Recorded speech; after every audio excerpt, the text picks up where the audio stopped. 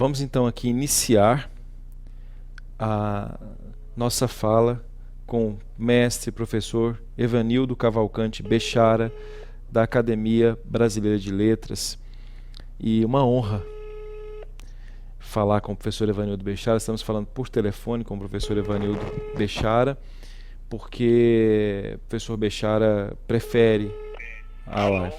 Professor Evanildo, tudo bem? Sim, tudo bem? Tudo, aqui é o Carlos André de Goiânia, tudo bem com o senhor? André, sim, Carlos André.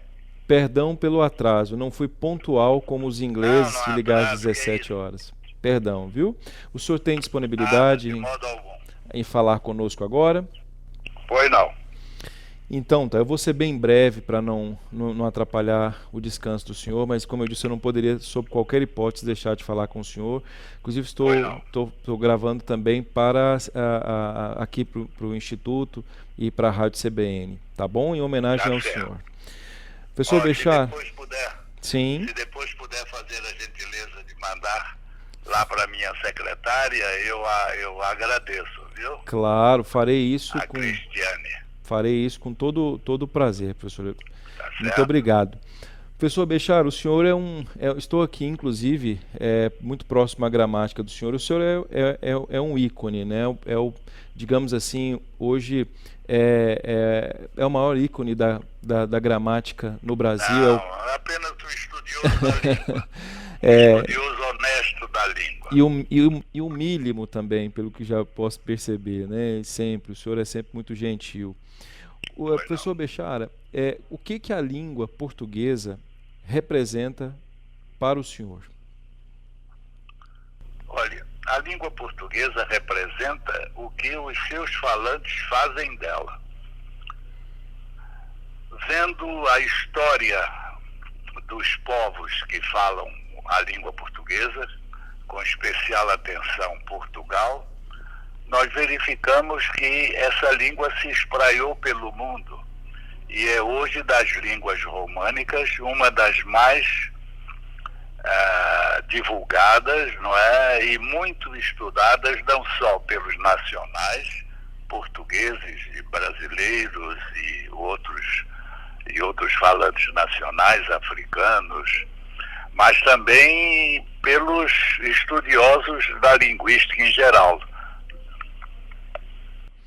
Professor, o senhor está hoje, né? É a cadeira 33 da Casa de Machado de Assis, da Pois Academia não. Brasileira de Letras.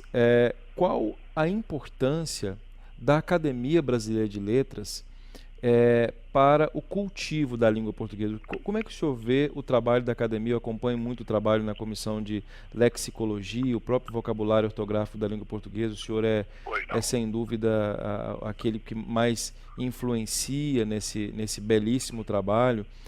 Como é que o senhor Pois vê não. Muito obrigado. da importância da Academia Brasileira de Letras para cultuar a última flor Pois do não. lácio?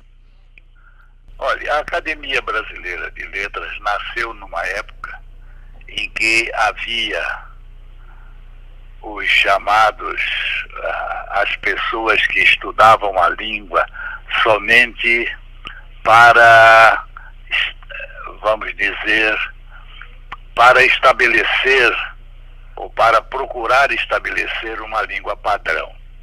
Ora, hoje nós sabemos que uma língua não é uma realidade única. A língua falada numa sociedade tão diversificada socialmente, ela atende às necessidades expressivas e comunicativas de todos os cidadãos que fazem parte desse grande plural, né? Desse grande plural. Antigamente se imaginava uma língua como algo uniforme e perfeito. Hoje não, hoje nós prestamos atenção a que a língua se desenvolve, a língua é falada, é usada por falantes das mais diversas naturezas culturais, não é? Agora, o grande ideal que o professor de língua portuguesa deve inculcar no seu aluno é de que ele deve ser um poliglota na sua própria língua. Um poliglota na sua própria língua. Isso quer dizer o seguinte, que ele tenha à sua disposição diversos estilos de língua, diversos usos, porque todos esses usos têm a sua razão de ser e vivem.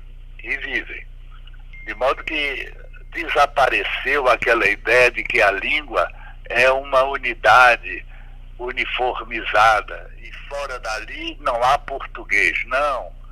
A língua portuguesa se espraia por toda a sociedade, falada por pessoas cultas, semicultas e analfabetas. Todas essas manifestações de língua são válidas nas suas diversas circunstâncias e circunscrições sociais. Então, o grande ideal do professor é mostrar que existe uma língua literária, existe uma língua literária escrita e falada para as circunstâncias da elevação cultural. Mas, afora essa realidade, há outras manifestações sociais, regionais, dignas da maior atenção. De modo que o grande ideal do professor não é aprisionar o seu aluno num modelo de língua, mas mostrar que a língua se diversifica social e geograficamente, não é? Culturalmente, e que ela está à disposição dos falantes, de modo que ele saiba falar perante um auditório culto, perante um personagem culto, mas que também saiba se expor os seus pensamentos e compreender o que uma pessoa analfabeta lhe está comunicando nessa mesma língua portuguesa. Não é? De modo que o grande ideal do professor é ele ter a habilidade, não somente linguística, mas a habilidade pedagógica de mostrar ao aluno que o grande ideal do aluno é ser um poliglota na sua própria língua. É como, por exemplo, saber vestir-se. A pessoa que se diz que sabe vestir-se será aquela pessoa que estava dentro dos modelos esperados, não é? Dos grandes modelos de roupa. Hoje não. Hoje você sabe que precisa de uma roupa especial para ir a uma cerimônia social da maior importância, mas também existe a roupa para você ir ao trabalho condignamente, existe a roupa para você ficar em casa, não é, despreocupado de qualquer modelo.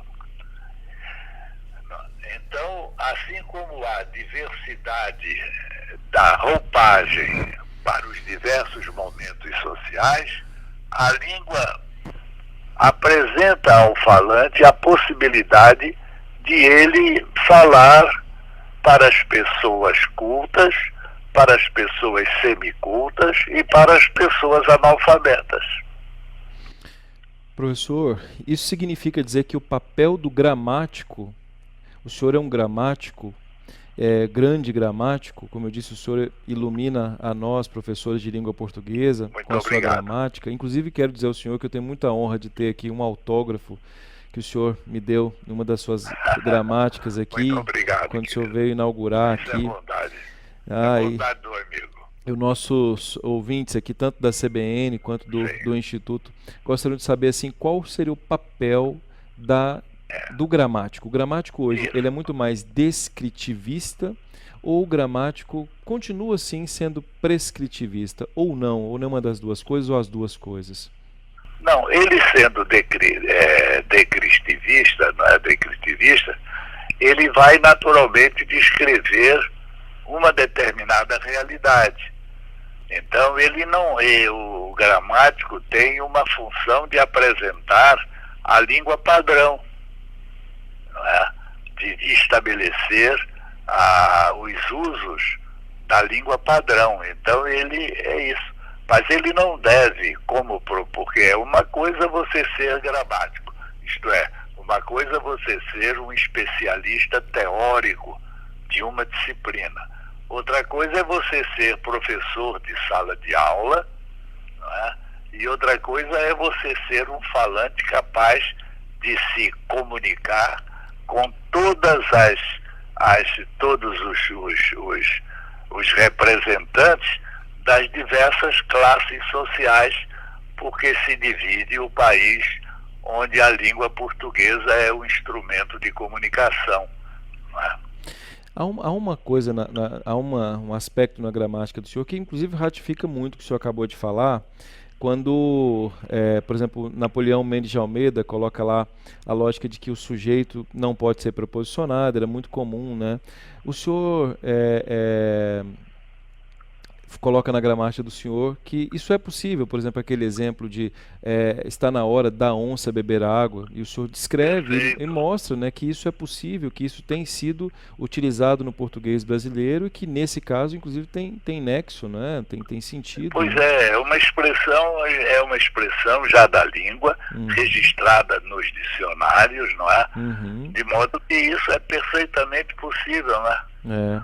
Assim também, por exemplo, como é muito comum a combinação da preposição com um termo começado por vogal, você também pode perfeitamente dizer: é tempo de o aluno estudar, porque o aluno é sujeito de estudar, é tempo de o aluno estudar, ou é tempo do aluno estudar bem as suas matérias.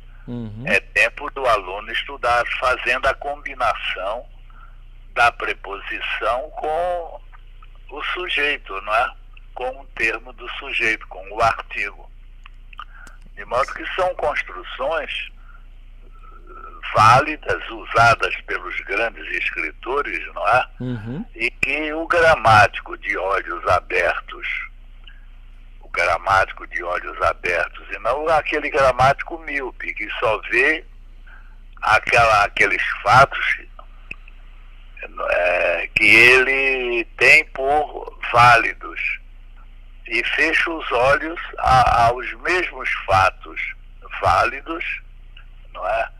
Que contrariam a sua explicação gramatical. Então, o próprio gramático hoje já não é mais aquele casmurra, aquele autor que se fecha numa realidade só. Não, ele é um autor que recebe, não é, a contribuição dos estudos linguísticos, mostrando que uma língua a serviço de um povo, não é? Ela é variada socialmente, variada regionalmente, variada culturalmente, não é? E, portanto, apresenta diversas modalidades. Professor Evanildo, e saindo um pouco desse aspecto da gramática, indo à língua também numa outra perspectiva, que é uma perspectiva do texto, perspectiva literária, não é? O senhor foi antecedido por quem na cadeira 33?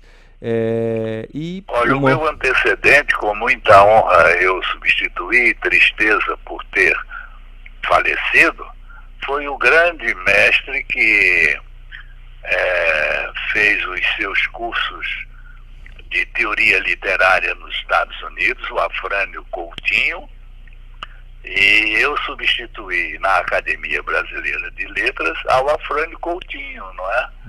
Que foi um grande revolucionário vamos dizer, de toda uma teoria literária que hoje está divulgada nos grandes livros, nos grandes autores.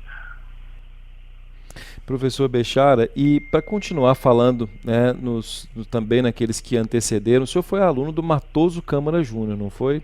Não, eu não fui aluno, não tive o prazer de ser aluno de Matoso Câmara. A gente é sempre aluno de alguém de cujas aulas você não esteve presente como aluno. Você pode ser aluno pela leitura. Eu fui aluno do Matoso Câmara pela leitura de seus livros, não é? Um autor que introduziu entre nós a linguística teórica e que prestou relevantes serviços para a difusão correta da metodologia do estudo e do ensino da língua portuguesa. Então não tive a honra de ter sido aluno também em sala, em like, do professor Bechara, né? Mas eu também encontrávamos nas livrarias, com especial atenção na livraria acadêmica, que era o grande reduto, não é, dos livros sobre língua, sobre linguística, sobre filologia, e muitas tardes conversei com Matoso Câmara e sempre com muito proveito.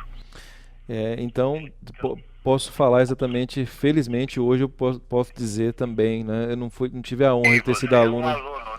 Sou aluno do professor Bechara. Que consta na chamada dos alunos, não é? Na chamada da turma. Mas aluno que você cultiva, não é? O mestre, através dos seus livros, das suas conferências, de modo que o Matoso deixou saudades, não só como um intelectual, mas também como um ser humano, uma pessoa realmente extraordinária. Professor Bechara, quem são, na literatura, especificamente, os autores de que o professor Bechara mais gosta?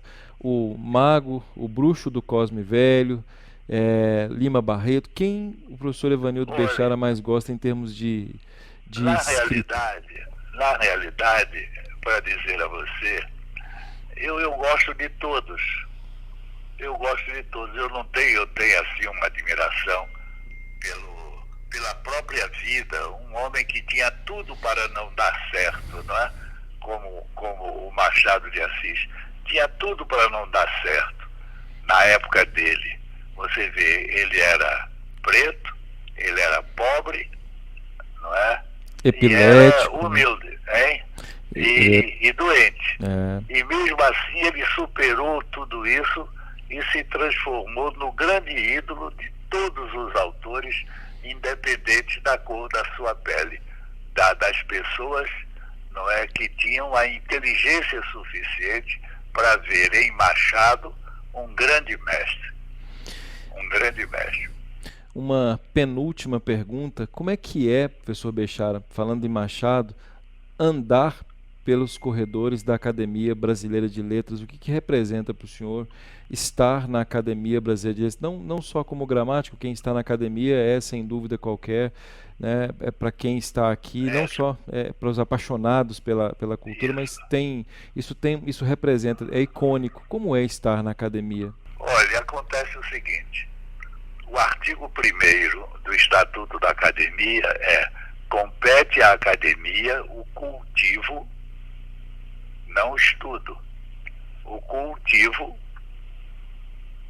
da língua e da literatura nacional. Repare essa construção, essa concordância, o cultivo da língua e da literatura nacional. Quando o redator colocou o adjetivo nacional no singular, ele não fez uma concordância atrativa, como nós dizemos. Ele não fez uma concordância atrativa. Em vez de usar o plural, compete à academia o cultivo da língua e da literatura nacionais. Ele não disse isso, porque dizendo isso, ele estava somente fazendo referência à realidade brasileira da língua portuguesa. Ele não disse isso. Ele disse o cultivo da língua e da literatura nacional. Quer dizer, nacional é a nossa literatura, mas a nossa língua não é somente a língua nacional, é a língua espraiada em todos os espaços da língua portuguesa, não é? Então, quem redatou o Estatuto tinha perfeitamente essa ideia. Compete à academia o cultivo da língua e da literatura nacional.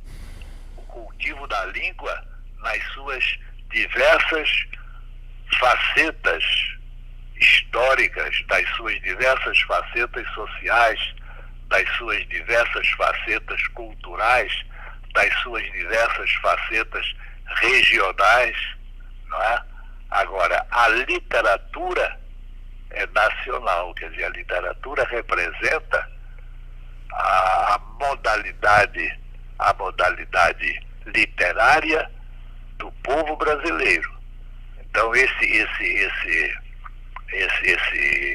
artigo 1º do Estatuto é uma excelente lição de linguística, de gramática e de expressão, porque diz o cultivo da língua nas suas diversas manifestações.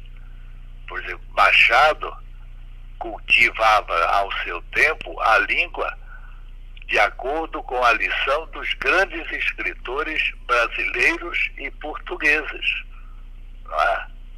Brasileiros e portugueses. Então, essa língua é o cultivo da língua e da literatura nacional. A nacionalidade é só especificamente da literatura. Agora, a língua, ela é multinacional. Ela é um somatório inteligente, não é, das manifestações linguísticas espraiadas em todas as regiões, com especial atenção para a realidade brasileira da língua portuguesa. Genial, absolutamente genial. Puxa, genial.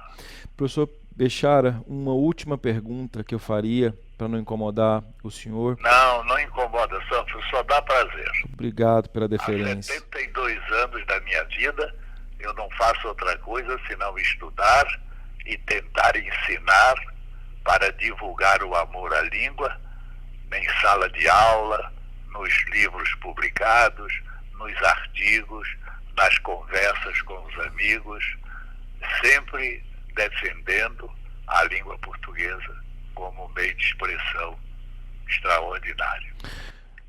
Bem, o senhor realmente é de fato uma inspiração. E qual o recado que o senhor daria, se eu pudesse dizer, aliás, recado não, qual é a mensagem, qual o manifesto que o senhor faria a nós, professores de língua portuguesa, e aos brasileiros nesse dia 5 de maio, que foi o Dia Internacional da Língua Portuguesa? O que o senhor teria de dizer? Você sabe que a língua portuguesa tem vários dias de comemoração. O primeiro deles que saiu foi relativamente à edição dos Lusíadas, não é? Uhum. O Dia da Língua Portuguesa era o 10 de junho, porque no dia 10 de junho de 1572 saía impresso o grande livro de Camões, não é? Uhum. Os Lusíadas. Então, 10 de junho, na minha época de estudante, se comemorava o Dia da Língua Portuguesa, em homenagem a essa data que está no prefácio dos Lusíadas. Das edições dos Lusíadas. E qual seria a mensagem que o senhor deixaria ao povo brasileiro? A mensagem é o seguinte, é que a língua, veja a língua não como um simples instrumento de aprendizagem, mas veja a língua como a expressão mais profunda, não é, da nossa brasilidade. Você veja que Deus foi, entre outras muitas coisas, foi inteligente em fazer o seguinte: primeiro, você de todas as manifestações culturais, a primeira manifestação é você, a criança, entrar no seio da sociedade em que nasceu. E o porta-voz dessa entrada, o bilhete dessa entrada, é o aprendizado da língua. O primeiro aprendizado que nós, quando nascemos, recebemos e tentamos cultivar, é o aprendizado da língua. Portanto, a língua tem que estar nesse pedestal da criação divina. É por isso que Bilac diz, né? O senhor ratifica. Em que da voz materna ouvi meu filho, na língua portuguesa, em que Camões chorou no exílio amargo, né? Pois é, exatamente. É incrível, professor. Então, a língua, quer dizer, a maneira de falar é a primeira manifestação, é o primeiro, vamos dizer, o primeiro bilhete de identidade, a língua para você começar a falar no idioma em cujo seio você nasceu. Incrível. Professor Evanildo, no dia último 5 de maio, agora, todo 5 de maio, é o dia do meu aniversário. O senhor me deu um presente aqui, viu? Foi um verdadeiro presente de ter dialogado com o senhor. Seja muito feliz e seja um grande professor para os seus alunos. Obrigado. E para os seus amigos. Como diria Drummond, nunca me esquecerei desse acontecimento na vida de minhas retinas. Né? Obrigado ao senhor. Foi uma honra muito grande. É um prazer imenso conversar com você sobre este objeto tão especial que é a língua portuguesa, que nos comove e nos aproxima. Não é? Obrigado. Fraterníssimo abraço ao senhor. Mandarei ao senhor, então, mandarei a secretária do senhor a nossa entrevista aqui, CBN, Instituto Carlos André. Uma honra, professor Bechara. Abraço fraterníssimo ao senhor. Querido. Seja muito feliz. Obrigado. Abraço fraterno. Tchau. É isso. Concluímos aqui agora uma entrevista extraordinária. Eu fiquei realmente emocionado aqui. É incrível. Com o mestre Evanildo Cavalcante Bechara, né? O grande professor Evanildo Bechara, que sem dúvida qualquer é o pai de todos os gramáticos neste país, membro da Academia Brasileira de Letras, um homem que cultua a língua, que nos dá, sem dúvida qualquer, muita emoção e vivacidade para que nós possamos continuar o nosso empenho em estudar a língua portuguesa. Ele me disse aqui agora o que eu tenho que fazer e eu vou fazer, tá bom? É isso. Obrigado. Avante!